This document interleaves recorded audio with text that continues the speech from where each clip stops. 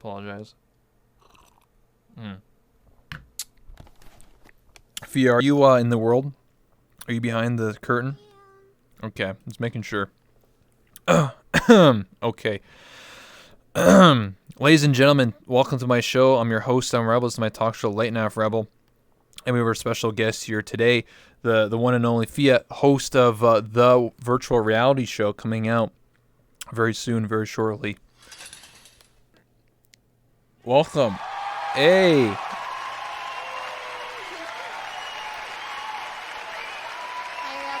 Hi, what's up? Not too much. How are you doing today? Good. Did you just like my inherent rambling about random things? Oh yeah, it was beautiful. It's my favorite kind of rambling, is all the random stuff. Yeah. I like to talk about random topics until it's time, you know? Anyway. No, I get that. I like to ramble on too, so So we're in the same boat here. Yeah. So here we are. You know, you and I have only met for like 2 days, and you're on a YouTube channel called the Virtual Reality Show, where you are the host, and it's really awesome, really cool. So a lot of people in my chat today are like, I don't know who that person is, because normally I interview like VR chat people and stuff, and obviously you're more newer. So for those people who don't know who you are, besides being the host, is anything else you want to like tell people about, or want to let people know about you? So yeah, so my name is Phia. It's really nice to meet you guys, and thank you again for having me here. I am the host of the virtual reality show, like you said, which is my channel over on YouTube. And basically, the premise of my show is that we talk about any and all things related to virtual reality, inside virtual reality. And so I cover a whole bunch of different topics, whether that's kind of the philosophical values of VR and like, could we, upload our consciousness one day, live forever, or whether or not just is the Index better than the Rift S, like financially? Yeah. Basically any kind of topic you could think of is kind of what I talk about. But I'm also a VTuber. I stream over on Twitch, and so I play a lot of games like VR Chat, but I also do like Minecraft and all that kind of fun stuff. But yeah, some of you guys might recognize me as well if you are, more into the VR scene. Kind of the thing that I have going for myself that a lot of people are like, oh, I recognize you, but I can't figure out like where you're from, is I am the creator of the Porter Robinson model, the VR chat model that he uses. So anybody who's a fan of Porter Robinson's music, then you might recognize me from a video that he posted back in March. And yeah, so, I just love VR super, super much, and I just try to do everything I can to be related to it. So that's kind of a little bit about me. The VR Oh, I girl. gotcha. Yeah. Sorry, I was checking something. Apparently, your hair on the stream is like brown. That's kind of weird. I don't know. It's just, Really? It shouldn't be. I don't know. It's just VR chat. Just don't worry about it. This camera, It this looks world fine is on the not. camera. Yeah, it looks fine on there in the looks world, fine on but there. I don't have a filter on. And I did check last time this happened. Don't worry about it. It's not important. Anyway, All right, sounds good. so how did you get into YouTube? How did you get inspired to become a VTuber and to start your own channel? Yeah, so I kind of started my VTubing journey back last fall, and that's when I discovered like Vroid models, which if anybody knows Vroid, then it's pretty easy to recognize one. And so I found Vroid, and I was like, oh, this is so cool. I don't have any experience like 3D modeling or anything, but now I can create my own avatar. And so I made my own avatar, and then I was like, okay, I want to do something with this avatar. Like, it's cute. Like, what am I gonna do? And so I found out that people use their Vroids in VR chat, and I had never played VR chat before, and so I kind of dove into that, and I was like, okay, how do I upload my model, and then I'm going to start playing with it, and so I started playing VR chat, and I was, I got pretty hooked, like, immediately. I was like, oh my god, this is amazing, like, how have I never done this before, basically? And so then Christmas of this past year, I got my Oculus Rift S, and that basically changed my life. So Christmas, I got my Oculus, and I was like, wow, this is amazing. This is everything. This, like, is what I want to do with the rest of my life. I love VR. And so the next, like, month through, like, January, I was kind of, like, consuming all of this VR content, and I'm not a programmer, I'm not a 3D modeler, and I don't really have any of the technical interest in VR. I don't have any of the background for it, but I have the enthusiasm for it. And I was like, so what could I do to basically make VR my career or my future? Like, what can I kind of do to make that happen? And even though I don't necessarily have those more like sciencey type skills that you need for game design, that kind of thing, I was like, well, I did theater when I was, in high school. I was like, okay, Mm-hmm. well, I like to present things. I like to talk. I like teaching. That's something else I really like. So I was like, well, if I can kind of combine all these different skills I have, what if I made like a YouTube channel where I help people understand VR and I help them have the enthusiasm that I have for it and show them basically like what it's all about. Because especially, back earlier this year, we've had a big jump in interest in VR. Before coronavirus versus after, there's so many more people interested in it right now. And, for me, it was kind of like I want to be someone who helps introduce this to people and get them excited about it. So that was mid-February. I was driving in my car to one of my college classes, and I was like, man, like, I don't want to go to college. Like, this is stupid. Like, I'm wasting my time right now. This is not fun for me, but, I want to do VR. And so the same day that I came up with the concept for my show, I went home and I wrote out the script for my episode. I filmed it. I made my channel. I edited everything, and then I posted it. And, from then on out, it just became my entire life, and I haven't stopped since. That's an incredible story because um, I was in a similar boat because I'm in college, still am. For office administration executive, I switched around my majors all the time because I just don't know what the hell I'm doing. But it's kind of similar for me when I first started playing VR chat because I was just in college. My college had a strike, so we didn't even have classes. I was just basically sitting at home in December when it's freezing out back in 2017. And I randomly was just watching YouTube and Twitch, and I kept seeing all these clips of like VR chat, and I was just like, "What the heck is this game? I don't get it." Because I knew what VR was, but I always considered it to be a Right. gimmick. Because this is back in 2017 when VR was just starting out, and this is before like the whole big boom of VTubers. Obviously, through Kazumi AI and all that stuff, but it was just like a gimmick. And then I saw VR chat. I was just like, what the heck is this game? Like, what is going on here? And then, here I am 2.5 years later running my own show. So, Yeah, it takes you over by surprise. yeah, That's like the exactly. biggest thing is that you don't expect VR to be the thing that takes over your life, but as soon as you do it, there's no going back. hmm So, um, let's talk about, obviously you made a model for Porter Robinson. Did you expect that him to actually reach out to you at all, or were you just kind of like, like, were you shocked? Were you just like, oh yeah, I was expecting it, yeah, I was pretty shocked, that's for sure. I think I'm pretty sure I was on like a Discord call with my boyfriend and hmm I got the notification because I have my phone notification synced up to my desktop, and so hmm I got this notification on the corner of my screen, and it was like Porter Robinson. His name popped up in my Instagram DMs, and it says like, "Hey, you might be surprised to hear from me, but dot dot dot." And I just like my mouth dropped, and he was like, "Phia, what's wrong? Is everything okay?" And I was just kind of stunned because he was like he's my biggest like inspiration basically. Is his music and stuff has been very, very impactful on my life, and so it totally took me by surprise. But the story behind how he found me and how that happened is that I was creating these models back last fall, and I was making them just for fun, and I made one of him of like his outfit from Second Sky Music Festival. And Second hmm Sky Music Festival was his music festival that he put on last summer. And I ended up going to that as my first music festival, and it really changed my life. It was really, really beautiful. Um, and so I modeled the outfit after like what he was wearing that day, and I took a picture in somebody like Porter Robinson themed world, and I decided to post that over to Reddit on his subreddit, and I was like, hey guys, like check out this model that I made, looks like Porter, and then in the title of it, I put in like parentheses, like not expecting that he would ever see it, like Porter hit me up for the model download. And so a few days later, lo and behold, I had Porter Robinson in my DMs, and he had the model downloaded, but he didn't have any experience with like Unity or how to get it into VR chat. And I was like, well, if your account isn't, enough that you can upload models and stuff, I can just meet you in VR chat and share the model with you that way.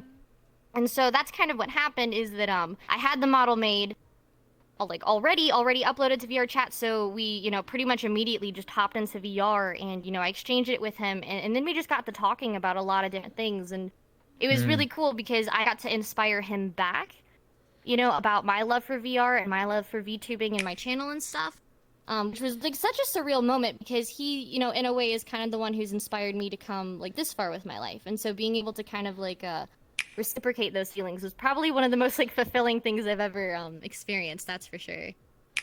Yeah, because that's awesome. Because I remember that day. Because all my friends, we have a Discord and stuff, and we talking and hang out and I remember all my friends were like, "Oh my God, Porter Robinson's in VR chat." I'm like, "Wait, what?" I'm like, "The guy who made Shelter?" Like, "Wait, what? What?" Hmm. I was like, "What is he doing in VR?" They're like, "Look at this video, dude." And I was just like, "What the heck, dude? What kind of timeline are we in, dude? What's going on here, man?" Like, there's Soldier Boy in VR chat. What's going on? Who's I know next? everyone's Like, in it now. It's what crazy. It's crazy. what's next? 50 Cent? Like, what's going on? But yeah, it was pretty wild for my friends, and here we are. I'm interviewing the person who made the model, and got to meet him, so that's really Hi. cool. And I was Hmm. watching him. Not only is he streaming like his music and stuff like that, but he actually was streaming like Half-Life Alex not that long ago, like a couple Hmm. days ago, and I was just like, dude, he's just like us, dude. He just wants to hang out and game. He's got like everyone's stuck in quarantine. He's just like, oh yeah, I love Half-Life Alex, and then like periodically he would just chill and just like sit down and just read his chat and be like, all right, and then like people would just ask him like whatever questions, and like he would just answer. I'm just like, this guy's Hmm. down to earth. Like, what the heck? Like, when you He's think, awesome. He's such yeah, a cool guy. when you think of like big streamers or actors or actresses or artists or whatever, usually they don't have time. They're just sort of like just there to perform, and then like I gotta go. They're not there to stick Right. around. But he's definitely not one of those people. He's very down to earth, so that's really cool. Hmm. Yeah, no, it's super cool. He's very invested in his community and in the things he loves. And I think that's one of the reasons I'm so like drawn to him and his music is because there's so much passion that he puts into it, and you can tell that the reason that he makes the things he does is because he's pulling from the people that really truly inspired him. And Mhm. so it's kind of a cycle if you think about it, is that he's able to take his inspirations and then make that into things and then use that to inspire people back. And it's a very conscious thing that he's doing. Because I think for a lot of people, it's more so like, oh, this is my self-expression. This is, me doing it because, I'm expressing myself. And I think that's, an awesome, awesome way to, be. But I think there's a distinct difference between, most like artists and streamers and, big celebrities versus kind of the method that he's going for, which is this very like inspiration kind of Mhm. concept that he's very focused on. Yeah, I agree. He's definitely a different person than the usual what do you call it, like cut of the cloth, or like he's different than other people, which I like because Mm-hmm. I'm different. I run my own talk show and VR chat. I'm one of the few people that do that. So, Mm-hmm. do you think that he would ever come back to VR chat, or does he like? I've been told that apparently he plays on an alt account. He's sort of like under the radar. I don't want to say like too much because obviously that's his like his privacy. I do know that he's not as active as people think. And Okay. for most of you, if you guys are watching and you think that you've run into Porter Robinson in VR chat, you haven't. You haven't. There's like some specific accounts that have gone around and have usernames very similar to Porter and his girlfriend Rika's, but have changed the letters and stuff. Who obviously are just doing it for trolling and stuff. Mhm. I will say like it would be very obvious to you if they were there. But no, as far as I know, I don't think they spend that much time in VR versus some other games. Like I know they're really into Pavlov, so I think you'd be Yeah. more likely to run into them, into Porter or something in one of those games versus something like VR chat. But I'm hoping that he picks it up and wants to get more into it here in the future because I think he does see a lot of value in it. It's probably just more so a priority of interest type situation. I gotcha. I was just asking because you never know. Like, imagine if I brought him on from this show. Like, what kind of timeline is that? Like, bring on Porter Right, that'd be Robinson nuts. on a virtual talk show. I'm like, yeah, you can't go to like Conan because it's closed. But hey, you can come on my virtual talk show. You'd be like, sure, why There not? you go. There you go. Anything's possible. But anyway, Anything is yeah. possible. Full heartedly believe that. So I was looking at some of your YouTube videos here. I want Hmm. to talk about because like you said you do a lot of some of them are gameplay stuff like that. But like, did you get inspired from other VTubers? Like I know, like I don't know if you know what the VSW is. Do you know what that is?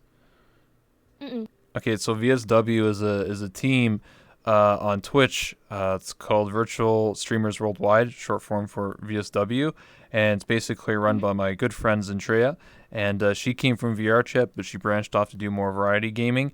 And it's basically a Mm-hmm. general collective of virtual streamers and VTubers and stuff like that. They're coming together, collab, and play other games that it really Mm. isn't a VR chat. So Project Melody's on the team, Iron Mouse, Andrea, Silver Veil. I don't know Oh, if you know gotcha, those gotcha. You see, names. I am familiar with that group. I didn't realize that that's, VSM is what it was called.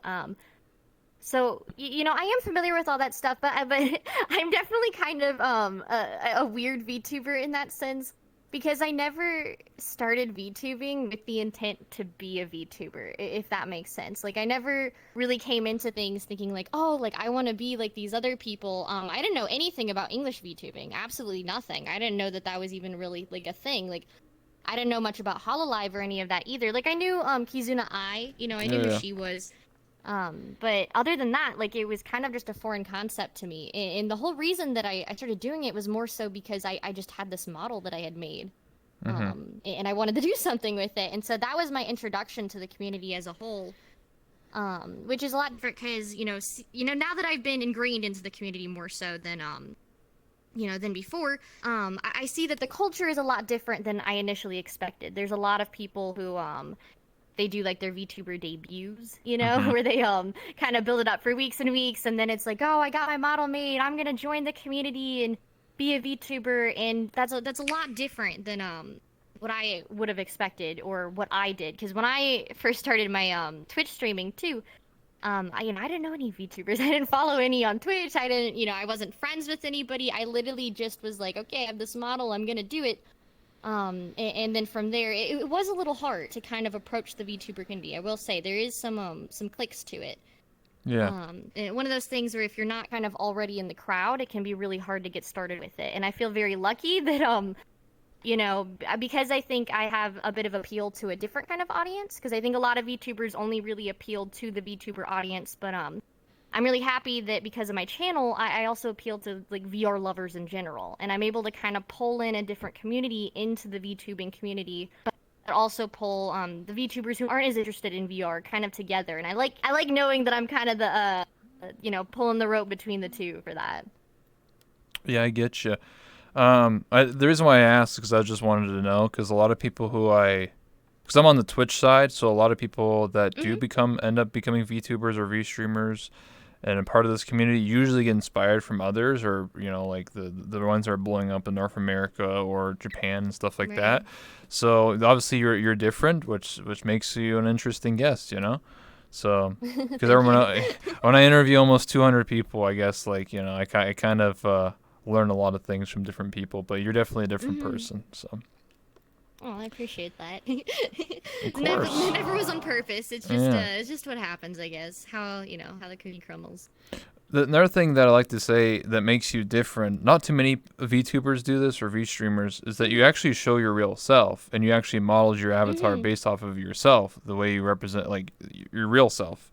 A lot of people like I don't look like this, I wish I did, but you know, just the way it is. But Right. that makes it different because a lot of VTubers stay to their virtual self. Like, you know what I mean? Like, they don't like just turn on Hmm. the webcam and be like, "Hey, this is my real self," but well, this is my virtual. A lot of people stick to like, "This is my virtual self." That's it. Like, you're not gonna know the real me, sort of. Like, there's like Right. mystery behind it. I remember when, for example, like Project Melody, when she first debuted, she would constantly just keep like, I don't know if she still keeps it up, but like she'll constantly just be like, "I am an AI," and like sort of role play it and The stuff like persona, that. right, Yeah, right. yeah. And obviously you're a real self. So was that always intentional? Did it like make your character just based off of what you like really Hmm. like what you look like in real life? Okay. Yeah, it totally was. That was kind of the main intention. I keep coming back to this is that, I made my avatar first. So since we keep on talking about that, I'll give a little more context before I dive into that concept a little more. Is specifically as you can see like on my avatar, I'm wearing this outfit from this brand Cloma. So Cloma Mhm. is this Japanese high fashion brand that I ended up falling in love with. I absolutely love their fashion, love their clothes, and I wanted to get it, so I spent, a ton of money, a lot of money on this jacket. And with the jacket was going to come the download code of this outfit for Mm-hmm. Vroid. And I was like, okay, well, now I have this download code. Like, I'm going to use it. I'm going to make this character. And so making the avatar, I was like, well, I'm just gonna make it just like I would make me, just like if you were playing Sims and you would make a character look like you. Mm-hmm. Same kind of concept is kind of how I handled it. But kind of what happened is very specifically the moment that I always kind of return to in my head is I remember the very first moment that I had my headset. I remember, Christmas was when I got my Oculus. And I remember like going into VR chat and looking in the mirror for the first time. And I think for a lot of people, their first experience in VR chat is, they have their avatars that, nothing like them. They're just playing different characters and stuff. But that was a very powerful moment for me because I looked in the mirror and I didn't see just an avatar. I saw this like virtual representation of my own physical body. I Mm-hmm. saw this, avatar that I heavily identified with. And, obviously I don't look like an anime girl in real life, right? But a lot of the I features in think my we all avatar do. We all wish. yeah, we all wish. I know. I Yeah. mean, I would if I could pull off the anime look IRL, then I would just change into this. But unfortunately, that's not how it is.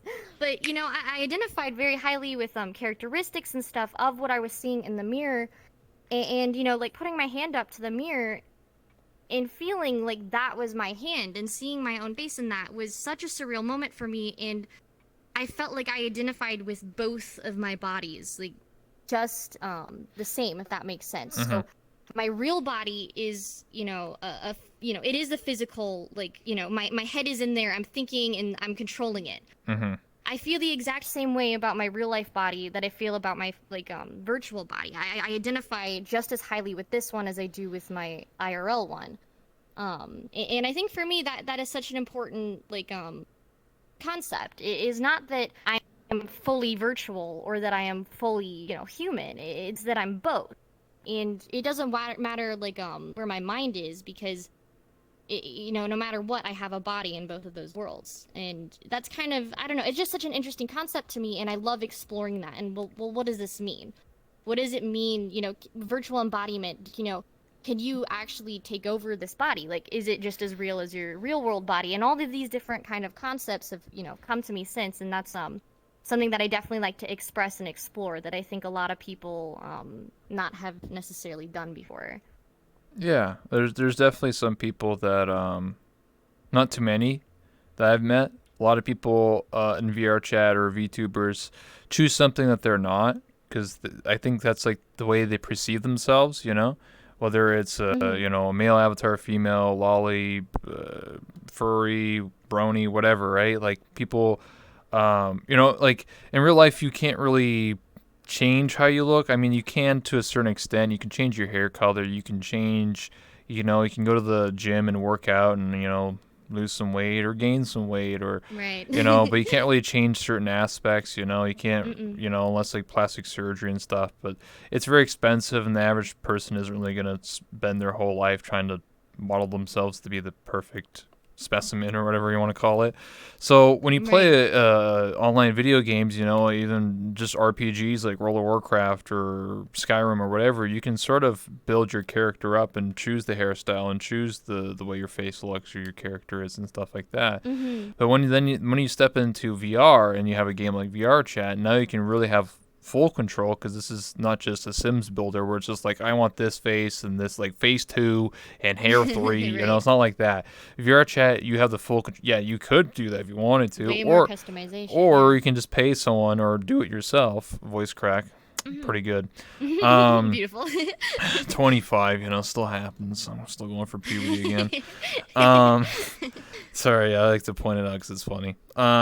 But yeah, so people can have the freedom to make their own avatars or make their own worlds, and obviously, I am the product of that. Obviously, I made a character Hmm. represents my channel, my brand, so Yeah, well, we can dive No, I into think that's that awesome. near the end when I take your questions, because you have a bunch of questions you wanted to ask me. Mm-hmm. So we'll get back to that.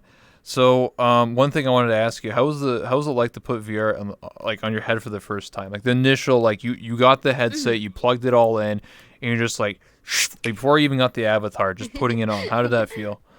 Just putting it on, I mean, it was definitely a rush. It was one of those things where it's just like, at least for me, it was so good because I had been anticipating it, so highly, and I was very, very excited. And Hmm. putting it on, it just, it's hard to describe. At least for me, it was almost like a religious experience. Like Oh it yeah. totally just kind of changed the way that from that day forward, the way that I viewed life and reality was different Hmm. after that moment. And so for me, that was a very vital experience. And, I just, remember just having this huge smile on my face, that dopamine rush. It was like, Yeah. like I was just on drugs. Like that's what it felt like. I felt so high. It was so amazing. And, that's kind of what it was for me is I just felt like, oh my God, like all the places that I've ever imagined, like, and I've always loved, like, they can be real. Like I can Hmm. make my brain feel like I'm there. And yeah, I, just hooked from the second that I tried it. Did you ever have problems like figuring out what's real and what isn't? Because like for example, when I first started playing VR chat or VR in general for the first time, Hmm. for the first week I had this like I don't know what the proper name it is, like an out of body or like what I described as is like the not my hand syndrome, where I take off the headset and my real arms don't Hmm. feel real. Like when I look at them and try and Right. type, it just feels weird. I'm like lagging IRL. It's like really weird. It only happened for the first week when I played 2.5 years ago, and some people have Mm. had a similar experience. I don't know if you had that. Yeah, no. I definitely had that to some extent. I wouldn't say necessarily like feeling like my hands were is connected, but I definitely have like there's definitely a lot of thoughts in my head that are constantly kind of cycling through like what's real and what's not real because of Yeah. VR. I think it's a very important experience to have because beforehand, people always talk about like I remember watching like The Matrix as a kid, right? And I remember Yeah. specifically before watching that movie, my dad like sat me down. He was like, "Hey, like before we watch this, I'm just gonna say like what happens in here, like it's not real. It's not gonna like don't take it seriously. It's just fiction."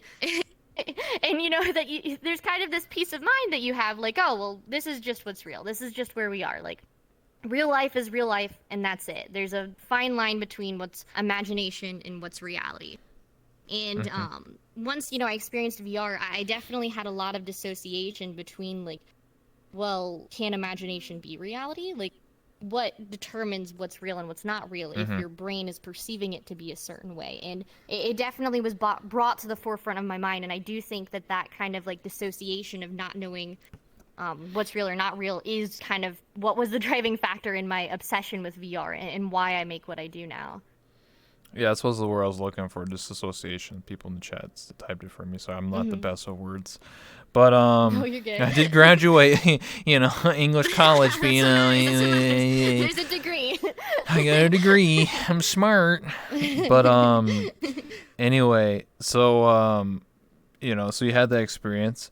Um, did you have any? Do you have any dreams about VR at all? Like, Oh yeah, definitely have had VR dreams. was it um, was it like just like what you do, like when you make videos, or is it like you're in a forest? Like, how's your VR dreams like? my VR dreams are definitely more so like I'm in just a VR world.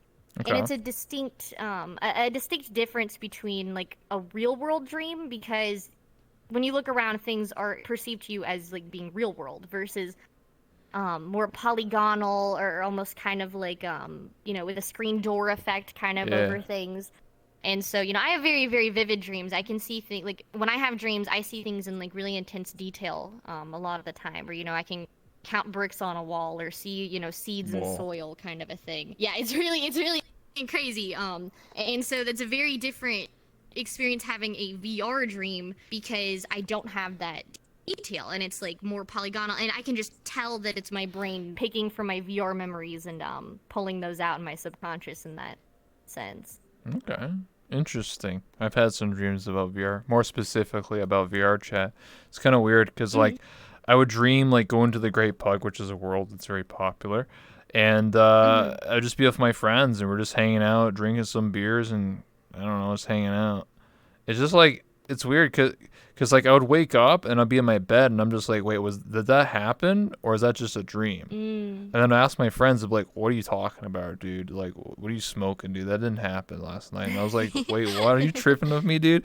Dude, we totally Right, talking the right. Great Pug and how we're gonna like, I don't know, Mm-hmm. like do something. I don't know. It's like it's weird. I would have dreams where I'm just literally just playing VR chat. Like it's the exact same thing, nameplates on and everything, Right. but it didn't happen. It was just a dream. I was just like, this is where I've gone too far. You know, I've spent 4,400 hours in this game. Like, what the heck is going on? I can't even tell what the difference is anymore. Yeah, it's taking over little by little. What if I'm dreaming right now? This could be a Hey, dream you right never now. know. Yeah. Is it? Are we like you know what is it? We're the butterfly, or is it like? Yeah, Did you yeah. dream that you were a butterfly, or are you a butterfly dreaming you're a man? That's something I'd like What? to. What? Wait, what is that? I've never heard someone say that. Oh, I don't know how to pronounce his name. I'm so bad with pronunciation. But it was a Chinese philosopher. Okay. When it comes to, well, obviously, I love the whole like reality kind of stuff, and I there's a lot of overlay between VR and dreaming Mm-hmm. because a lot of the concepts are very the same. It's where it's comes into play like what it's what you perceive that's real. You can only whatever is being brought into your mind, is what you get sensory stimulus from, is whatever you're perceiving. And so the idea is, when you're dreaming, you are perceiving those things as being real around you, right? Like in Mm-hmm. that moment, your dream is reality. This is your consciousness. This is your universe, whatever. But then when you wake up, you're like, oh, well, that was just a dream. That wasn't real. But when Mm-hmm. you're in that moment of being in a dream, you think that it's real, right? Mm-hmm. A lot of those kind of concepts lay over into the same like virtual reality concepts, where it's like, well, when you're in a headset, and theoretically in the future when we have like full immersion and whatnot, full dive, it brings up the same question: is like you're perceiving it to be real, Mm-hmm. so is it real? And I think that's really interesting, like to think about is the overlays. And so from a like philosophical standpoint, a lot of those older dream philosophies can be applied also to VR. There's definitely a lot. Like I'm not gonna dive all the way into it, but there's a lot My there that can be brain's talked about. expanding. I always I know give big up. brain moves right here. I Big always, brain moves on the I show always, tonight. I always, I always say this. You know, you ever think Mhm. about that? Like 1,000 years ago, back in medieval times, that obviously cars didn't exist. So what their dreams were about were just like knights and stuff and horses. Mhm. Like if you really think Knights and about it, horses, yeah. yeah, they're probably Yes, just like knights and they horses. probably saw some dark figure stab them. Like, oh my god, it's an omen. I'm gonna die tonight. That's I gotta have my guards out mhm. tonight. Like I guarantee you, Totally. like yeah. You gotta think about. No one ever thinks about what people dreamed about like 2,000 years ago or 4,000 years ago when it was like Right. Egyptians and stuff. Man, they're probably just like, oh Horus, the gods are after me. You know. Yeah, totally. Dream interpretation was a huge thing back in the days. I mean, obviously, the very obvious one that comes to mind is like the stories in the Bible, where Yeah. people would dream in things, and then the prophets, or whoever disciples, like I don't know who all did it, but they would go in and then interpret those dreams. That is such a powerful concept even then in those ancient days. And now that we obviously understand, like REM sleep and what's going on inside of your brain and how it's pulling from your memories and stuff, our understanding is different. But I do think we've lost some of the appreciation for kind of what it really means about us as people. And the fact that our brains are powerful enough to perceive things that aren't actually happening solely based within your mind. I think that's such a beautiful and kind of thing that we don't really talk about too much anymore. Exactly. So another thing I want to discuss is now that you're into VR chat, what do you think about VR chat specifically? Do you think this is a cool game, or you're just like, what's going Oh, I love on? it. I love VR chat. I love spending time here, hanging out with people. For me, I mentioned before my boyfriend, Discord call with him. That's because he lives in the UK, and Yeah. so we don't get a chance to actually like see each other, especially during quarantine. So one of the things that I absolutely love about VR chat is that I get to see him, and I get to have some kind of physical interaction with him, that's not necessarily what we would hope for, being able to touch each other, but like we can kind of virtually have that, you know, Yeah. and virtually have that one-on-one experience. And that's something that I really love about VR chat. The other thing that I love about it is, other than just, you know, being with people, is the creation aspect of it. Is, you know, anybody, you know, can go and learn Unity and then design a world and then upload it and make their own, you know, worlds, their own virtual spaces. They can be virtual gods. They create their own universe, you know? And I think that that's really what draws me here is I love exploring people's worlds and seeing what they've created. And most of the time when I join VR chat, I you know, I spend most of my time world hopping and scrolling through the new or you know, what's like trending and seeing all those different worlds and just exploring them all. I think that's what you know, I just love the most about VR chat. Yeah, I can agree on that. We'll start taking questions that you wanted to ask me some questions, so we'll start taking questions from you, and then we'll start taking questions from the chat after you asked your Right. questions. So what do you want to know? Awesome. Yeah, so the biggest one that we were talking about earlier, with the whole like identity and having like our avatars, you know, your experience is obviously quite a bit different from mine because you are not like your avatar, right? Versus me trying to like Oh, mimic I'm one for totally one. am. What do you mean? I'm totally this. What do you You mean? totally am. I know it's I all just got a deep voice. I don't even saying. exactly. Nobody knows. Nobody Yeah, knows. nobody Nobody knows know. what the Nobody internet said. knows. Nobody What do you knows. mean? I'm totally an anime wife. No I'm just using a assumptions voice here. changer. What do you mean? I'm trying to But trick yeah, no, everyone. I wanted to kind of exactly. I wanted to hear about your experience with that. Like, how do you feel about identity when it comes to VR and like your experience with it, or you know, with others? Like, you want to talk about that a Yeah, little? sure. So when I started playing VR Chat 2.5 years ago, I had no idea I was going to be this character. I actually only had this like model or character for about a year now. When I first started Mm, playing, I actually just used random avatars I found, and I didn't take this game seriously at all. I was just joking around. I found the game because of like I said, YouTubers and streamers. They were just playing it. It was a popular game at the time, and I noticed it was free. You can play in desktop mode, so I did. And then I decided to I want because everybody was using public models. Like you could see like 20 of the same model in like one world, and I was like, oh, that's so lame. I wanted to do my own. So I didn't know how to like really do models, so I just looked up some rough tutorials and imported Kenny from The Walking Dead season 2 from the Telltale oh game, yeah. and then I imported that model. It didn't have any Vise memes or eye tracking at all. It was really like crappy done. But I at least had, sorry, excuse me. At least I had the model in the game.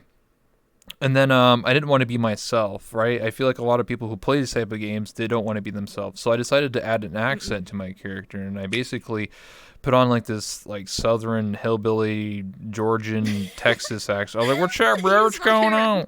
I was like, "What's all these anime people do?" Like I basically talk like that ten That's hours a day. amazing. I love it. So and it was funny because I was the only person that had that model in the game for a long time, hmm and I stood out like a sore thumb because everybody else was Vroid or Anime or Miku model, and then there's just some random like rough looking hobo hillbilly in the background, just like at a Void Club dance and partying. It just made It's no amazing. sense. So everybody noticed me because I was just the way I talked and the way I acted and stuff. It made me stick out. But after a while of doing that accent and playing that character, because I was basically role playing like every day, like for 10 hours every hmm day. It didn't strain my voice or anything like that. It's very easy to do accents. hmm But what ended up happening was some people couldn't tell that I was role playing a character. They thought I was being legit or being like that. That Oh actually my was like a god, no! hillbilly. Oh So some no! people took me very serious and were just like, because I would say like rude things. I'm like, I don't like anime. That's weird, even though I love anime. It's just a Oh, character, right, right, right? right. So a lot of people hmm didn't understand that. But anyway, basically, fast forward like a year and a half of doing that character, I fell in love with VR chat, and I felt like if I still played the character today, I wouldn't be where I am. I couldn't make Mm. connections with people because if I tried to be serious with people, they're like, "This guy's a hillbilly trying to be serious, talking about like no, serious issues." it's And you just, harder. or yeah, there's some serious problems in VR chat, guys. Like, how do you take a guy seriously like that? So I decided to drop the character, drop the accent, just be myself. And the Mhm. furthest way of being away from that is to play something opposite. I played a dude for a year and a half, and I always feel like, if you're gonna play a video game or do something, you should be what you want to be. And I'm not Mhm. saying I want to be a girl IRL, and that's not for me. But I want it to be something different, you know? It's not every day that Right. you wake up and put on a VR headset and be a high anime girl, so that's what I did. Right. Take Yeah, advantage of that opportunity. exactly. You know, I can't see my feet anymore when I look down. It's a problem. Yeah, it's a problem, you know. Oh man. It sucks, Yeah, you you see, know. I Yeah. don't necessarily have that problem, Oh, but okay, only a you little know. envious maybe. Okay, I mean, you know, hey, in VR chat you can do whatever you want, you know. It's That's funny. true, that's true. It's If I because really wanted to, I could make it happen. yeah, I met some. But to talk not just about myself, but to other people I've met, is that I find that a Mhm. lot of people do want to be something. Sorry, they use VR chat as a way, a gateway to be what they want to be in real life. So some Mhm. people, you know, if they want to, you know, be a girl or be a guy in real life or be the opposite what they were born as, or be a lolly or be a mute or a furry or a brony or whatever fandom that they align themselves with, they can do that. Yeah, because when you Mhm. play traditionally other games, you can't really change your model. It's usually just a guy or a girl, and that's it. Like that's the Right. couple of hairs or hairstyles or whatever. But in VR chat, you have the freedom to import your models, and it's really interesting to see all the different groups, you know, in VR chat. And some of them are very closed off, and some of them are more open. So it really depends on who you know, and which communities you want to involve yourself with. But I think VR chat is a really powerful. Platform. I wouldn't even call this a game, you know, because No, traditionally when no, you that's play, a big difference. traditionally when you play a video game, you know, you play Call of Duty or Halo or whatever, you have objectives. Your objective is to go there, plant a bomb, kill the enemy, rescue the girl, whatever. Like, there, you know, it's traditionally game logic of like you have to progress forward, kill the enemy, whatever, right? But when you play VR chat, there is no objective. There's nobody Mm-mm. telling you what to do, or there's no objective that says, "Hey, do this thing." You make your own objectives. You do what you want to do. So if you want to stand in Mhm. front of a mirror all day, then that's your objective. If you want to make 10 friends every day, then that's your objective. If you're playing every Friday night, Saturday night, getting drunk off your ass and dancing like a fool, then that's your objective. And Mhm. to a lot of people, I feel like VR chat could be considered their second life or their virtual life, you know, where Totally. I've met some Totally. people who are bedridden. I know some people who suffer every day, who have pain and anxiety, especially social anxiety. I met so many Mhm. people I've interviewed that have social anxiety where, you know, they wouldn't be caught dead talking to somebody in real life, but in VR they can No. do that. They can perform. They have talents, I made a whole musician. episode on that exact Yeah. subject on social anxiety. It's crazy how VR helps with that with people. I think it's fantastic. Yeah, it's teaching social skills to people who don't necessarily have them because they didn't, you know, learn them or they had an accident or something. I even met a guy that was confined to a wheelchair, and he's Mhm. disabled, but I didn't know that because when he played VR chat, his character is, you know, he's pressing the seated plate, so he's actually always standing. I never knew that until he told Mhm. me. He's like, "Hey, Rebel, Right. I don't know if you knew this, but I'm actually in a wheelchair." And I was like, "What do you mean?" He's like, "Yeah, I can't walk in real life, but when I play VR Mhm. chat, no one would know that because I'm always standing." No. I'm just like, dude. No. He's like. I feel like I am one with everybody. Nobody looks down on me because I'm in a Oh. wheelchair. I stand with everybody else. I thought that was really Right. cool. No, that's amazing. That is fantastic. I talked to someone in a similar experience at one of my meetups that I did recently. And he was telling me kind of similar things is that, he has physical disability and so he Hmm. can't, navigate the world like everybody else does. And having VR, it's a very leveling plane because you get to have that expression where you don't have to worry about people like looking at you different. You don't have to worry about people like as far as like getting around with people, like you're all equal. Like this is a place where you can all be equal, and I think that's such an amazing opportunity that presents to people with physical, disabilities in that way. I think it's wonderful. I agree. What else did you want to ask me?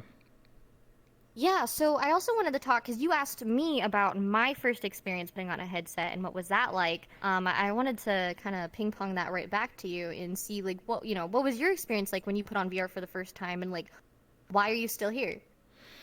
Okay, so when I first put on my headset, I actually owned an Oculus Rift. I have an Index now. Hmm. how I got my headset was I started streaming at the same around the same time that I started playing, and I had a goal, a community goal. I didn't think I was actually going to hit, and the goal was to get an Oculus because I'm a broke college student. I can't afford it. I don't work either. So I Right. got an Oculus. I hooked it up, and I put the headset on for the first time, and it was like the Oculus, just like the whatever demo thing, and like you have the little robot, and you can like play games or whatever on it and whatever. Anyway, I loaded it up and like I saw like the grid like and I was just like I looked around and I was like, oh my god! And then I could like move my hand. I couldn't move my fingers because I don't have an Hmm. index at the time, but like I could be Right. like, I was like, what? And like I swear to you, I almost cried because Oh. it was so because like Beautiful. Yeah. No. I've and I went to like then I immediately after did the tutorial I went to VR chat and I went to like places that I'd never been before in real life. Like I never really went to a beach before. I never went into space, you Mm. know, and did that or whatever. Like I just went to like a forest and just walked around, and I was just like, oh my god, you know, like I live in a city, but I could put on a headset and be in the middle of a nice beach. You know, I couldn't really feel the you know the warmth from the sun, but you know, I could at least pretend or when I first got full body, one of the first things I did was I got full body. I laid down and I looked up at the stars because I can't really do that in the city. Mm. No, you can't. That's beautiful. So I Yeah. looked up the stars and I was just like, wow, I could do this anytime, you know. Mhm. So for me, it was a surreal experience because I've never really experienced it before. Because I always thought that VR was a gimmick. It was really silly. And I went to like amusement parks. I never really actually even been on amusement park rides, but I actually almost vomited because Mm. of VR because I was like Oh no. just Oh going no. crazy. It is But quite sickening in the VR aspect. yeah, It can be a motion little much. sickness. But yeah, I never Mhm. really. The reason why I stuck around and why I still play VR is because, like, I guess a lot of people can relate to this. Like, I'm subconscious about the way I look in real life, and I feel like a lot of people are. You know, Mhm. like I said earlier, like you can't really change the way you are, and you know, Mhm. and I know I've been bullied. I've been picked on when I was in school for it, and the way I look, the way I dress, whatever. And when I play VR chat or VR games, that's no longer really a concern. I don't have to No, not worry at about the all. way I look. And I've also talked to other people, and they feel the same way when I interview them. They're like, that's no longer a concern. Like I don't have to worry about like, oh, am I standing weird? Is this closed? Like, Mhm. you know, whatever. Like it's no longer a concern. It's just like, hey, what's up? Let's talk. Like it's not about, Oh, oh, there's you a look lot weird. of you. That's So okay. I yeah, can Yeah, no, handle people all of have to you at judge you once. completely based on your character and your linguistic, yeah, what you express linguistically, which is so much different. And that's one of the things I love about VR too is, I went through, some similar like back in middle school, right? I got picked on for, the way I looked and same kind of things. yeah, It's so much, I've always valued so much more like people who they are, for their personalities and stuff. And I think, most of us, feel that way, but a lot of us say we feel that way, but we don't really, and you judge people based on their appearance, like whether you mean to or not. And I just love, love, love that when you go into VR, you're forced to only judge people based on who they are. You have no choice but to, and that's such a beautiful thing because people you may not like usually interact with because the way they dress or their hair color or whatever. You have this chance to get to know them and see what's really going on there, and I think that's such a fantastic thing. There's so many great things about VR and VR chat. yeah. We could go on for Yeah, hours. you learn more about the person's personality than the way they look IRL. Because like Mhm. the looking in VR chat is kind of like eliminated because like you can look like anything. You can look really attractive or whatever you want to be. Totally. And the same for like mutes. Excuse me. But a lot of mutes, you know, they don't talk, and a lot of them have anxiety because they're afraid of talking or they can't really communicate in real life. So they play VR Right. chat and then they learn to communicate with people. And I've actually talked to some mutes privately that have talked because they're comfortable with me, and Mm. like some of them have cried because Oh. they didn't expect, like they thought that I was gonna judge them based on what they are in real life. And I said, like, no, absolutely not. Like, some of them were like, oh my God, like, you accept me. I'm like, yeah, absolutely. You're my friend. I'm not going to judge you because of what your gender is or what you look like or whatever. I don't Totally. care. Like, I got to know you first as a person and look second. And, so Right. that's the No, power I'm of totally VR. with you. Yeah. VR is amazing. Hope people, Can become more comfortable with themselves because of VR chat. I really hope that that'll be a social consequence of kind of the mainstream migrating to VR. I really really hope that. Absolutely. Any other questions you want to ask me before we start taking questions from the chat? How much time do we have? Well, it's 'cause I've got about one more, but I don't want to take too much time. it's 10 minutes till 1 hour, but we can go for a bit longer for like another 20. I would say I can Okay, always that go. sounds I perfect can then. always push a little longer. All right, cool. We'll do that then. I'll get my last question in, and then we can switch gears. But yeah, I just wanted to kind of hear from your perspective, because you being the self-proclaimed VR chat boomer. Versus me, Yeah, being I'm the more so a boomer. VR chat baby. Yeah, the boomer, the wise, Yeah. the wise, sage of VR chat here. Oops, I'm trying to. Yeah, Just I'm kind a of wanted to boomer. hear you boomer. Oh yeah, smug boomer. But yeah, I wanted to hear your thoughts on how things have changed for VR chat and your kind of thoughts on the culture shift, and where things are going, because obviously I only have the last 6 months to basically base my VR chat experience on, so I would love to kind of learn about that from you. Absolutely. So the best way to describe VR chat, so okay, I started VR chat December 10th, 2017. The reason why I know that day, and a lot of people are like, how do you know the exact? It's because you can look it up on Steam, and I just remember because I told this story many Oh, there times. you go. So Genius. basically, how VR chat was when I first started was that I feel like it was more genuine. There's less than 1,000 people playing. Now there's like 13,000 people that play. Wow, that's And neat. I didn't realize that's how little. and it was actually even less than that before I played. About like 2 or 3 months before I played, it was less than like 100.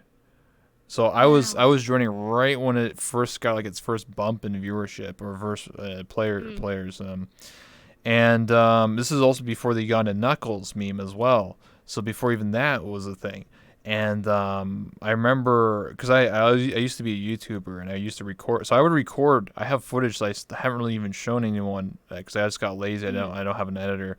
By the way, I'm still looking for an editor. Anyone want to hit me up? Just hit me up. In the Come on, DMs. guys, come on. Yeah, You need hit an me editor in up. the house. Yeah. You want to Come on, come you're on. doing good Yeah, work. come We know- on. we You know- want to we know hear? you wanna do If it. you want the We know rest of you the wanna story, do be it. my editor. I'm just kidding. I'll tell you the story. So Behind the scenes. That's what you yeah, did. behind the scenes. So I just felt like the game was more genuine with people. Interactions felt more real. I feel like nowadays because streaming and content creation and stuff like that with YouTubers and streamers has become more mainstream. It's really hard to have genuinely good conversations with people outside of like a talk show like this. I remember like I could pull up old footage from 2.5 years ago where I just went to a public lobby. I didn't have to worry about crashers or rippers or someone saying TOS things that would try and get me banned or anything like that. I literally just joined any lobby and people were very open to be like, hey dude, I just got VR, or like they'll talk about anime. They'll be like, yo man, I just watched Dragon Ball Super. Like that's how you know that's old because that's literally when it first came out. Awesome. They'll just talk about random stuff, or like a person would be like, "Hey man, I just got this cool avatar. You want it too? You gotta follow me." Because this is before cloning avatar was even a thing. You actually had to go to the world, and someone had to drop a portal to that world, and you had to actually go there. How the community shifted. So I was a part of Team 5. That was one of the largest VR chat like streamer groups, I guess you would call it. And so basically, we had a bunch of big streamers playing the game at the time, and I was a part of that whole circle. And I remember back in the day, we would go to Publix all the time because you could. Like, there's no real issue with players and stuff like that. But that slowly shifted to friends-only worlds where you had to be vouched for. And that vouching system is still Right. kind of like in VR chat nowadays where you vouch for someone, right? You're not going to add someone random you never known before.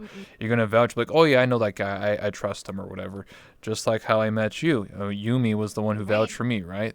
It's still the same Mutual system. connections. That's how we met. Exactly. So back in the day, Friends Worlds were very popular, or even Friends Plus. I could boot up VR Chat, and I played it 10 hours a day. I could hop like 20 different worlds. I didn't have to request off of anybody. I just literally just joined a world and just was a part of whatever was going on. Right. Nowadays, that's very tough. Most people are in private only instances, and the reason why that is, there's many reasons. I can't dictate like this one particular reason because everybody's different. But the game kind of just feels empty at certain times, right? It's kind of crazy to think that there's 13,000 people, but I feel like 2.5 years ago when there was 1,000 people in the game, 1,000 people felt like a lot more because it was all publics. When I go to a public Right. nowadays, it's just a cesspool of toxicity and negativity and just like a horrible Right. experience for anybody who's new to the game. And there's a lot of reasons for that. The ranking system, people like judging people, oh, you're a new user, I'm not going to talk to you, and stuff like that. Or Mm. rippers and crashers and malicious people and people that could literally Totally. crash The your classic game. internet troll Yeah, persona. Yep. there's people that like I remember like there wasn't even a thing that it wasn't really well known that you could crash somebody like before then. The worst thing that anyone could ever do would just say something mean and you just block them and be like, all right, see you later. Nowadays it's like Right. someone can Right. crash your whole game, your whole stream, and your blue screen your computer if they wanted to. Like what the fuck? Like Right. it makes a lot of people scared, and when people put a lot of time and effort into a Mm. model or to a world or whatever, they don't really want to go to publics anymore. Especially if you played as long as I have, you have established groups and established friends, right? Right. Would you rather hang out with your friends that you know you can trust, or would you rather go to an unknown experience where you can have a toxic person literally ruin your whole Yeah. night? Pretty obvious choice there. Yeah. So the general shift, and I'm going to say this is a hot take, but I think that VRChat was never really intended to be streamed or to be made content about, like for streaming and for Mm. YouTube. It's a social platform. And Yes, it is. I was watching some of the GTA streamers recently because they just started playing VRChat, and even they started noticing it. They're like, wait a second. We're streaming and we're just talking to each other, having a casual conversation. How is this entertainment for someone who's watching as a viewer? And that's the way I feel like this game was never intended to be streamed, because like there's a lot of times like a lot of people who play VRChat, a lot of people who run parties, for example, do not like streamers because people are just there talking about their normal lives, right? Like they could be doxing Right. themselves, talking about personal information and stuff like that. So I just think that VRChat was never intended, but obviously it's grown into streaming and stuff like that. And we have talk shows and stuff like that. But Right. I don't know. It's just a weird dynamic because the game felt more genuine, and that's what a lot of people left VRChat because of the genuine people. Because like there's a lot of people who blow up, they get popular, they get partnership, they get hundreds of viewers, and when they turn on their streams, it's like, is this person truly my friend, or are they hanging around me because I have a lot of viewers and they could clout chase or stuff like that? There's a lot of those issues going Mm. on in VRChat, Right. and a lot of people have pushed away from the community because it's like, I start streaming and then 50 people show up. If I'm not streaming, nobody shows up. It's like, some people deal Mm. with that issue too. That's crazy. Yeah. No, that's nuts. One of my old friends in VRChat, he quit, and that's exactly why. He said, like, I used to stream, I used to make videos about this game all the time, but when I make videos or if I try and do stuff, it's like 30 people just surround me and go like, dude, hello, what's up, blah, blah, blah, blah. But when I'm not streaming, it's like Mm. nobody's there. So like clearly these people are only there because they want to Clout be chasers. Yep. yeah, they're only there because I'm The streaming clout or making chasers. videos. And how do you like, and when you become so known in the community that like he can go to a public and like everybody, like most people would recognize him, and like Right. how do you know that people are genuine if they're gonna slowly like try and be your friend? Yeah. There's just so many The underlying classic issues. like celebrity, the celebrity issue. You And some of definitely the can't envy larger that. Definitely don't envy that. content creators in VRChat are actually suffering from that as well, because I've been around the block that I've known all these people before they streamed or before they Right. became famous. So obviously I'm their friend because I was there. But some of these people, they're getting partnership, they're getting hundreds of views, and then they start questioning themselves. I see it all the time on Twitter where people are like, am I really, am I just Mm. a host to somebody? Am I just a raid to somebody? Am I just a ladder to climb. You know, it's an Yeah. underlying issue that Oh, a yeah. lot of people have, and that's why I think that the shift in the community has went from publics and friends lobbies to now private lobbies, because now you can dictate who's allowed in your lobby, right? I can be like, you know, the lobbies used to be, when I played, 30 people in a lobby every single day. We all hung out, did things together. There wasn't even game modes. We made our own game modes. We made art contests. We did hide and seek. We would just find a random world and play hide and seek. The hide and seek map was like what the concept, the mechanics weren't even there. We just did it. That's We so made sweet. I love this. we made our Yeah. own fun. And I feel like Mhm. nowadays people, I don't know, I feel like people are just more closed off. They're more exclusive than inclusive. They're just more like, Yeah. I only want to hang out with these two friends that I know and trust are my real friends, and that's it. Like, I don't know. Like, I, I'll give you another example. A lot of people suffer from the friends list, right? I have close to 1,500 friends in VR chat. Now, how many of those people are actually my friends? Definitely more than half. Or like not, because like it's a very like when it says like friends, does that really mean friends, or does it just mean acquaintances, right? Like, how do you Right, dictate totally. that, right? And that's the problem a lot of people have in their mind when they play something like VR chat, is they think that just because I added you, like we're best buds, or like we're gonna do everything together, when in reality a friend could just be someone I role played with once, or I could just met sometime Right, one point in right. time in a public and I added them because they're cool, right? So a lot of people have issues where, like, I see it all the time where people purge their friends list and they're like, all right, I'm deleting half my friends list, and people go like, oh my god, why'd you do that? It's like, well, clearly, try and imagine having like 500 friends that you try and talk to every day. I bet you no one can do it, because trying to DM 500 Mm-mm. people every day is impossible.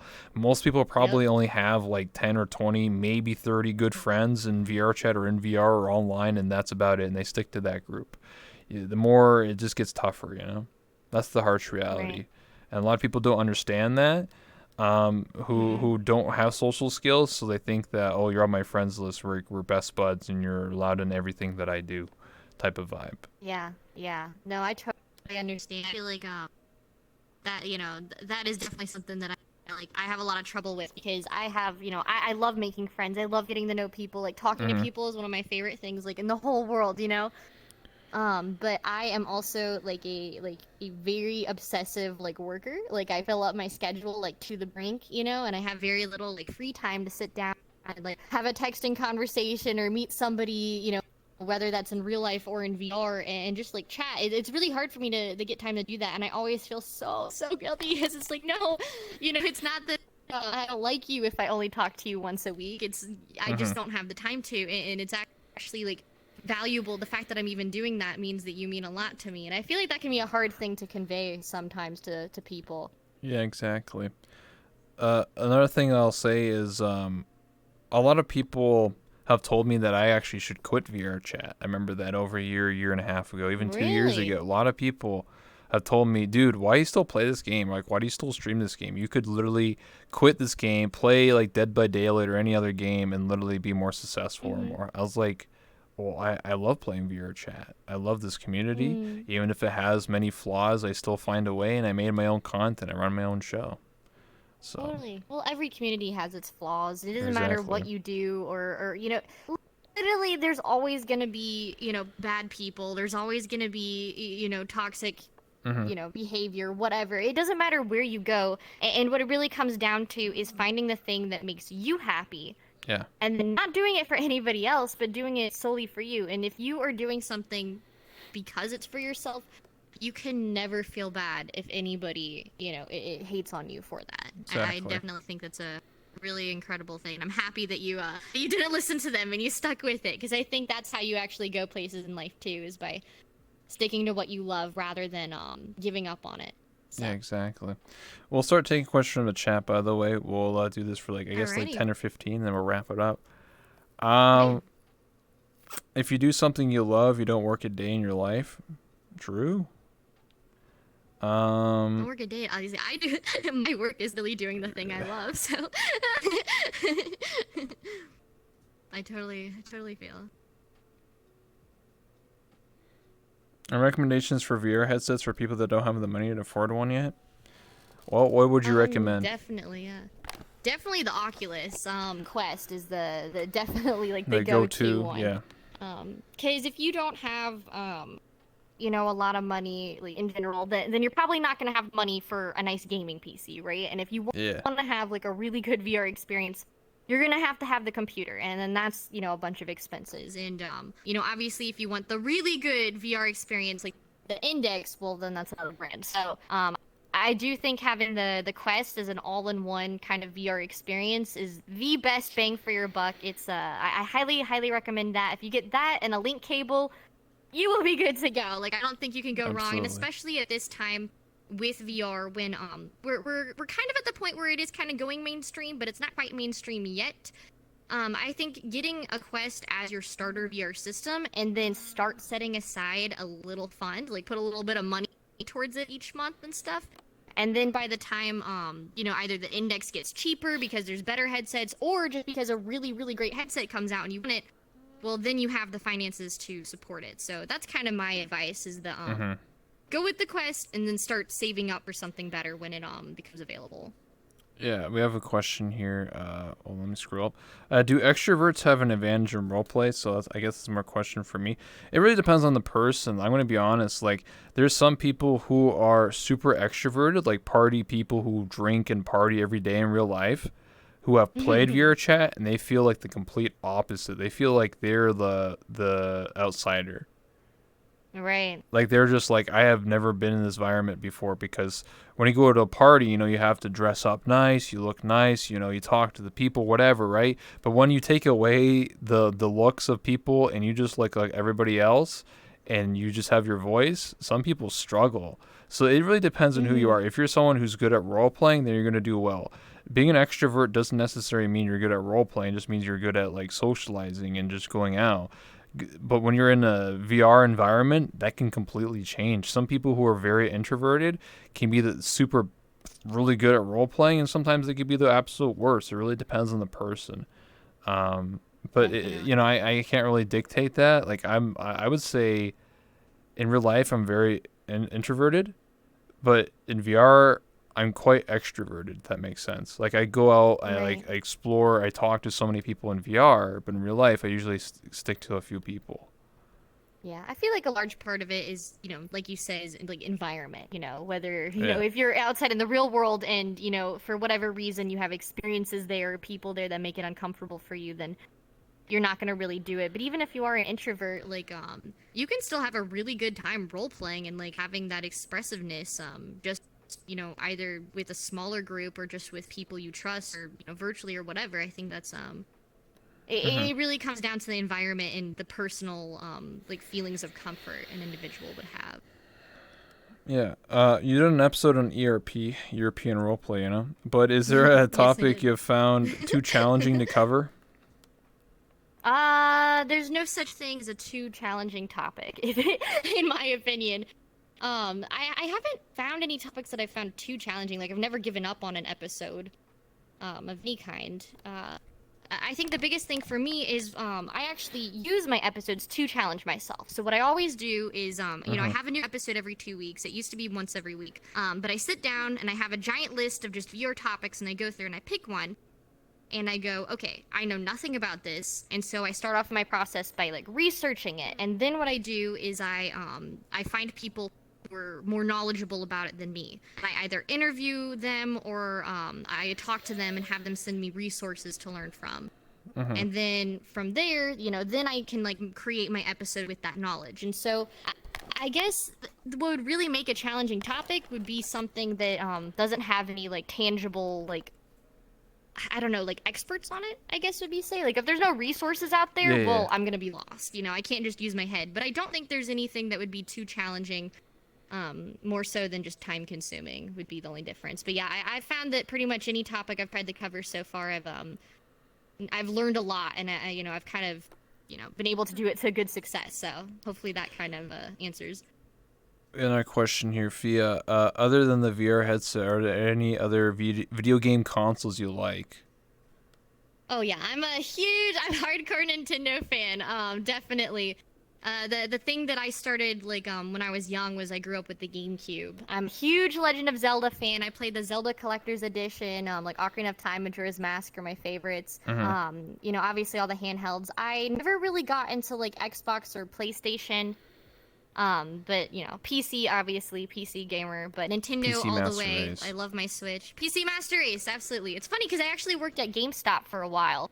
and hell yeah. I was like the Nintendo nerd, and then all the people would come up with their Xbox and PlayStation questions. You know, I could answer them all, like I, you know, was knowledgeable about it, but I was just like thinking, like, man, you guys Get a just need to Nintendo, get PCs. bro. Like, come on, get a Nintendo Switch and a PC, and you're gonna live Yeah. a good life. For Rebel, do you have a pathway laid out for yourself, or just winging it? I would say I'm like, well, when I started doing this talk show and stuff, I was just winging it, even for college, because like I've been in college for 5 years. Still just kind of trying to figure out what I'm trying to do. So, yeah, like I have a rough idea of like maybe the next like few steps, but it's not like I'm looking like 10 moves ahead or something like that. I'm sort of just playing it by ear. Like, you know, for college and just for doing interviews and stuff like that. Like I said this before the interview started, I don't have any broadcasting or journalism experience. I sort of just fell in love with the idea because what I always did was I always talked to people. And so I decided to revolve my content around talking to people, and to do that was to do a talk show or interview people. So that's why I worked. But Do the things Yeah. you're good at. That's really what it comes Exactly. down to is pick the things you're good at and then find a way to make that successful for you. what's your current VR index? I think we both have index. Yeah, we do. all my finger tracking. Absolutely love it. Let me see here. If you had unlimited funds, but it had to be spent on VR related stuff, what would you spend it on? Oh, wow. Okay. Well, if I had unlimited funds, I would do a lot of different things. The first thing I would do is I'd get a giant play space, like a nice big play space room, Preferably green screened. And then, you know, I would love at some point to get a mocap suit. It would be harder to use that more so for, you know, most VR products, you know, like VR chat, you wouldn't really be able to use that. Mm-hmm. But I'd love to either get like a mocap suit or I'd like to get trackers for like my elbows and my knees. You know, just a bunch of that kind of stuff, equipment, programs. I feel like they're, you know, I've kind of got a good start on what I'm trying to do. But really what most of my assets are going to come down to in the future is, financially is, like buying assets, Mhm. literally like virtual assets, as I want to, you know, make like a studio and have like, you know, like 3D models of different things. And I think that would kind of be the biggest expense is, just getting, you know, getting all the modeling kind of stuff that I'd like to do. But as far as equipment goes, I really don't think have that much more than I need. Maybe like a spare headset and, you know, just getting a big setup, really. What's your for Phia? What's your favorite VR games? My favorite VR games, well, like, is it bad if I say VR chat? VR Chat's your favorite game? VR chat is probably my favorite one that I like spend the most time in. Even though I don't have like, you know, 4,000 hours in it, unfortunately. Okay, well, Shame, you but know, I'm just a boomer, okay? It doesn't mean anything after a while. No, it's good. I love VR chat. I would say, you know, I play virtual cast a lot just because that's what I film my show in. I think it's pretty like underrated. I will say that I did play this game yesterday that really was really like great for me, and it wasn't necessarily a game as much as it was an experience. I think I mentioned this to you last night actually when we were hanging out. Is I played this game called Cosmic Flow because it you know, it does like psychedelic kind of visuals and stuff, and it relates to the episode that I'm currently working on. But it's a free app on Steam, and it was basically like you were just in this like open kind of space, like literally like space, like there's like, these little tiny stars floating around everywhere, and there's just these giant like fractals and mandala shapes, like kind of like evolving and moving, and it was so relaxing. Like it definitely put me at a state of rest, and I don't really get a lot of time to kind of sit down and relax and rest and kind of be alone with my thoughts. And I found that to be kind of the most perfect, almost like meditative experience that I can't really compare to anything else I've really experienced before. Like, it was very, very relaxing. So even though that's not necessarily a game, that's something that I've done recently that I would definitely recommend to people, just to give it a try and chillax. And it was really, really cool. For me, I mean, besides VR chat, I would say like Pavlov or something like that. I think Pavlov's a lot of fun because it's basically Counter Strike but VR, and I think that's funny because like you can hold guns weird and like, and it also has game modes like Triple and Terrorist Down and Prop Hunt and stuff like that. And playing that in Right. VR just makes it more immersive. I just wish that Pavlov had like you can't even mute your mic. I think in that game, there's like certain basic elements that should be in the game. That's so weird. Yeah, like I like only played everyone. it once. Oh, a lot of people like hot mic and stuff, or like, we'll say you're streaming it. You can't. I'm sure you. Maybe it's the ad in the game, but when I played it, you couldn't even mute. So like, if I try to like thank a sub, everyone's just like, "Oh, there's a streamer here. What's going on here?" Oh, I'm just like, God. "Uh-oh." So I don't know. Target on you. Yeah, I gotta go. What's your thoughts on haptic feedback suits? For me, he's talking about like the Tesla suit, which is where like you can actually use it in VR chat, or like if someone like touches you, like your chest or something, it like vibrates the motors, and same for the Right, back yeah, and the I've seen arms, those. and it has the face.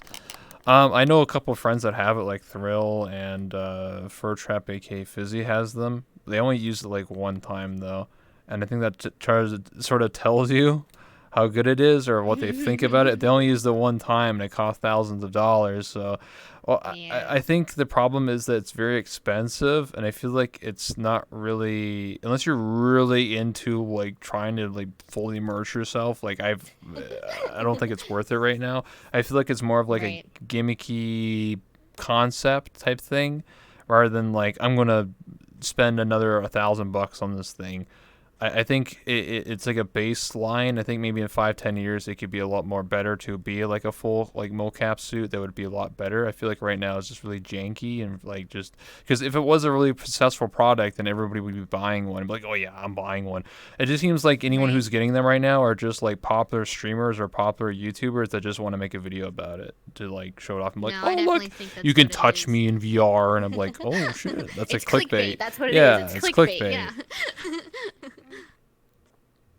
Do you know any ambiverts? I think ambivert's like a what is that? Like is that the In between Yeah, in extrovert between, and yeah. introvert. I self-identify as an ambivert personally, because I feel like I can't really go too long kind of doing my own thing before I really need like a lot of time with people. Like I need to have like my social time, you know. But if I Yeah. spend too much time around people, then I like really desperately need my alone time. And so at least for me personally, I am definitely like I don't think I fit into either group whatsoever. And like the personality tests that I have taken, like the Myers-Briggs, right?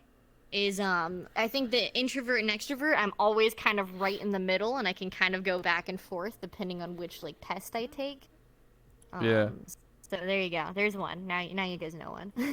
Yeah, because I'm just when I never took really a test, but the way like when I take some of these like personality tests, I just like base it on like both like IRL and VR. Like technically speaking, if I was at a party, I probably would talk to some people, but I feel like based on like how I am in real life, like right now that I have very few friends and like how I'm very introverted and I don't mind staying indoors for long time periods of time, I base it sort of off of that. But in VR chat, I'm like the polar opposite. I'm just like, let's go party gamers, yo shots, let's go, you know. That's just The who I wild am. animal.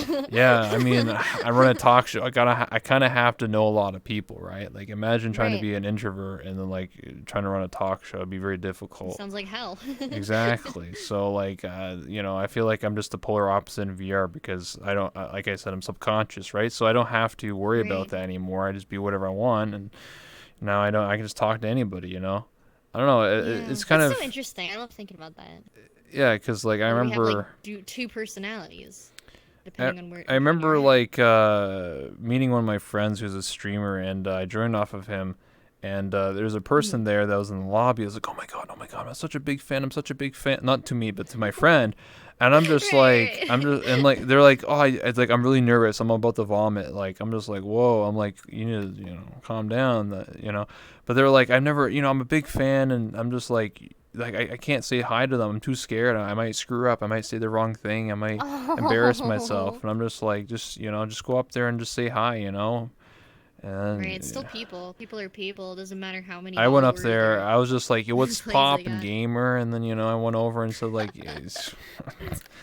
I don't know. I try to help What's people out. poppin', I gamers? try to help people out. Okay, I said like, That's "Hey, there's a awesome. guy over here that wants to talk to you." And he's like, "Oh yeah." He's like, "Yo, what's poppin', gamer? What's going on?" Oh, what's poppin', gamer? That's great. Yeah. I love it. Any questions? We'll take like one or two more, then we'll wrap it up. Or did they go out VR chat because they're too tired? They want a lot more viewers. They forget where they come from. Well, I guess it depends on the person, right? Like some people, like I said, like there's a big streamer that played the game called Hassan, and he's like a political streamer. Anyway, he's very extrovert in real life. He goes to parties, he talks to a lot of people. He's a socializer. But he was streaming VR chat for the first time, and he went to a lobby of like 60 people. He didn't know anybody there, and he actually was very quiet and very reserved, very opposite of what he is in real life. It's almost like he was an introvert. It almost like he like didn't belong there. He was the outsider, and everybody else Right. was partying, having the fun. It was kind of like the Hmm. jock going into VR, and then now he's not the jock anymore. He's just the nerd, and everyone else is the jock. If that makes sense, Yeah. like role reversal. Take that. Yeah. So Role he, reversal. I'll never forget that. It's just like that's what I'm trying to say to people is that like just because you're extrovert in real life doesn't necessarily mean you're going to translate that well into VR. It could be the polar opposite. Right. You could be the shy, quiet one because you know nobody, but it could be the opposite. Maybe you're just maybe if you're extroverted, maybe you do really well in VR because you already can have the social skills.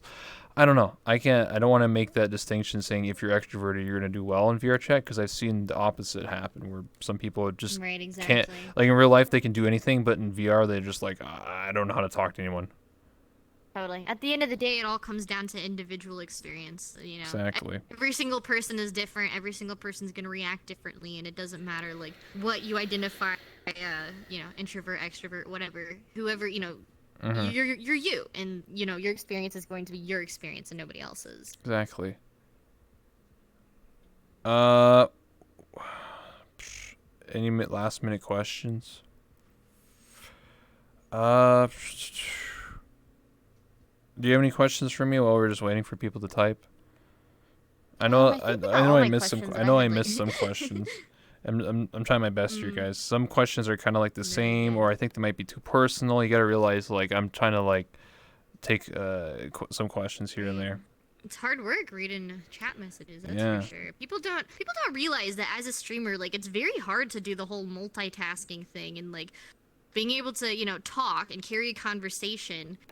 read chat and make sure you're like responding to everything, but also yeah. kind of focus at the situation at hand, whether that be like playing a Multitasking. Game or whatever. Yeah, multitasking. I'm a terrible multitasker. I think anybody who follows my Twitch knows that I get distracted very easily, but I think that adds to some of my humor. So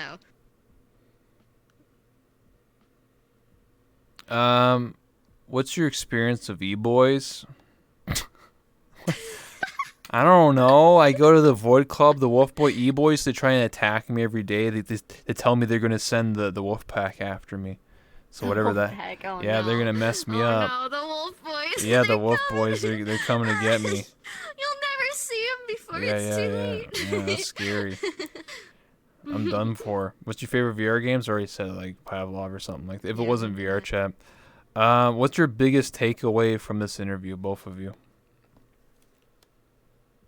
Yeah, I guess I'll go first. Well, I will say my biggest takeaway is that well, talking to Rebel and stuff, it's so cool to see that having our conversation about like VR chat and kind of like what it means and what it represents and how it's different for everybody. I feel like it's so cool to hear your kind of side of being like experienced in things, Mm-hmm. and kind of compare that to my own personal experience, which has been kind of like polar opposite. I've started recently, and I only spend time with like private, like kind of on my own. Mm-hmm. Um, but it's so cool to see that we are both affected by VR in such a similar way. Mm-hmm.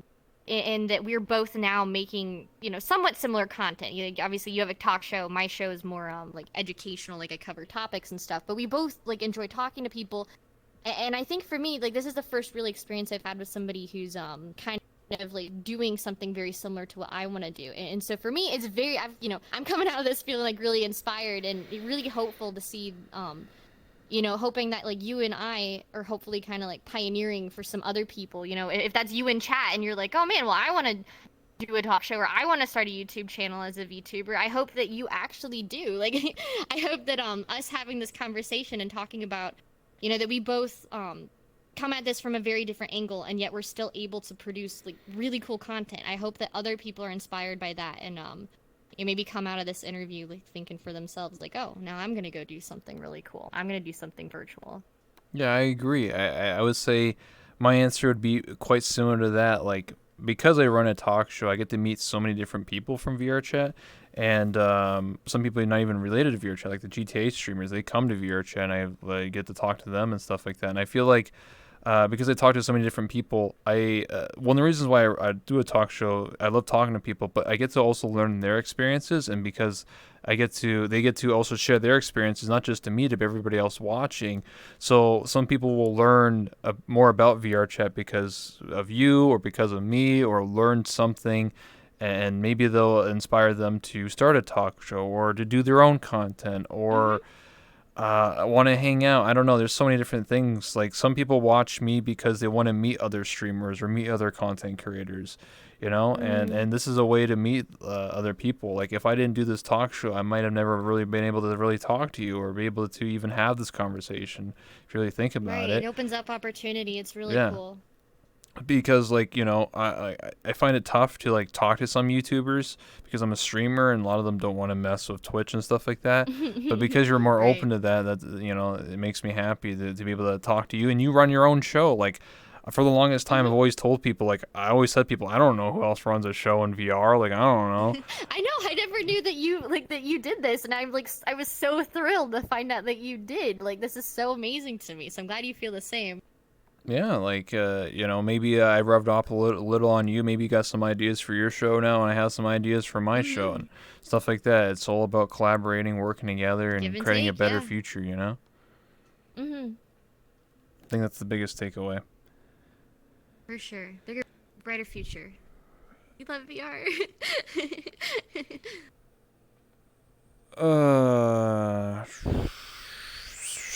What's the biggest change VR has made in your lives?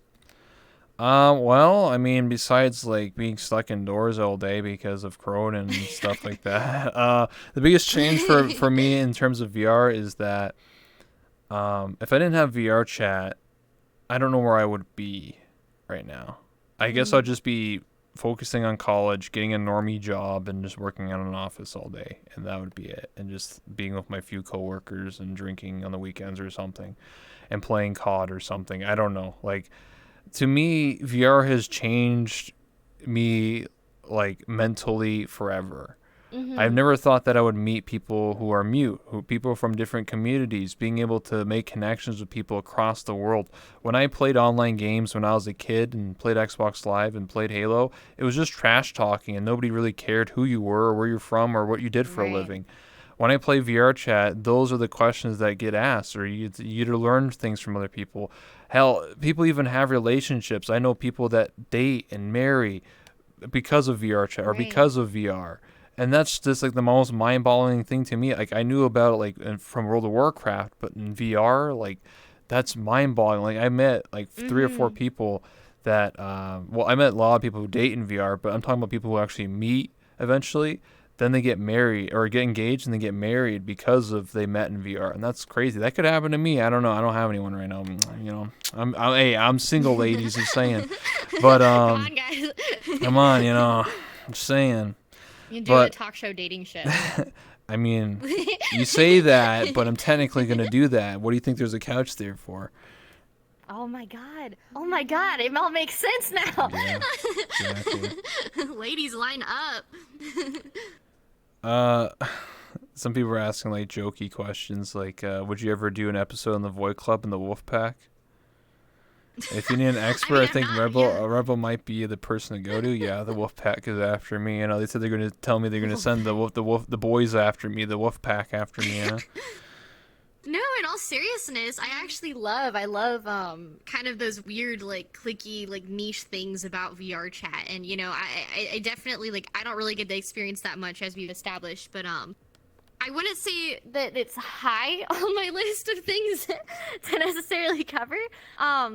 But it's definitely something I'm open to. I'm open to all kinds of like culture-based things, because I think a lot of people, especially people who don't know anything about VR chat, or maybe are kind of like scared to even jump into it. They just love observing the culture and kind of seeing what it is without actually diving into it. So, don't hold your breath. But I wouldn't say that it's impossible. So there you go.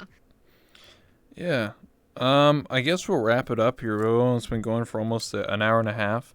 So we'll put the camera on you, and if you want to say any final statements, anything you want to shout out, like your video you're working on, any projects, anything you want to tell people about or your channel, this is the time to do so. Totally. All right. Well, obviously, my name's Phia, guys, and as we've established, I'm the host of the virtual reality show over on YouTube. So I'd love if you went and checked that out. You know, I've covered so many different kinds of topics, so I like promise 100% there is something on my channel that will resonate with you that you'll love. Other than that, feel free to check out my Twitch. So if you like hearing me talk, then that's the place that you can come talk with me. We play like Jackbox and things, so feel free to kind of like be a part of my community. And if you're interested in learning more about VR or VTubing and have like questions about how to do that, or just kind of want to be more involved with the community that's trying to like learn that on its own, feel free to join my Discord. We have our vanity URL right now, which is just Phia, Phia. So you can join that, and we have like a VTubing questions section and stuff, and that's the best way to get involved with my community. But like you said, my next episode is going to be over psychedelics in VR. So I'm talking to a lot of people who've either tripped in VR or also doing like the simulated like trip VR experiences, and kind of like what does that mean to have that experience fully immersed within a virtual world. So if that's something you're interested in, then make sure you subscribe to my channel. It comes out next Monday. So yeah, I hope to see you guys there, and thank you for watching my interview today with Rebel. It was a wonderful, fantastic time, and thank you so much, Rebel, for letting me come on the show today. It was fantastic. Absolutely. So, ladies and gentlemen, hopefully you guys enjoyed the interview today with Phia. Again, go to our YouTube channel. It's the virtual talk show, right? Or the virtual reality show, sorry. Virtual reality show. Yes. Go to over there, hit it up. Just click that subscribe button, hit that bell, get that notifications every time she makes. Hit that, smash that like button. Subscribe. Smash it. Help me with the algorithm, please. Yeah, smash it. And if you haven't already, hit that follow button on my channel. It's that one, Rebel. I do interviews almost every single day. Use your Twitch Prime subs right now. Use your Twitch Prime subs right now for Rebel, okay? Come on, guys. Absolutely. You have it sitting right there. There's someone who deserves it sitting here, so you guys have no excuse to not be using it. Thank you, everybody, for watching. We're going to go end the stream. We're going to go raid somebody. Do you have any recommendations who I should raid or host? If not, then I can just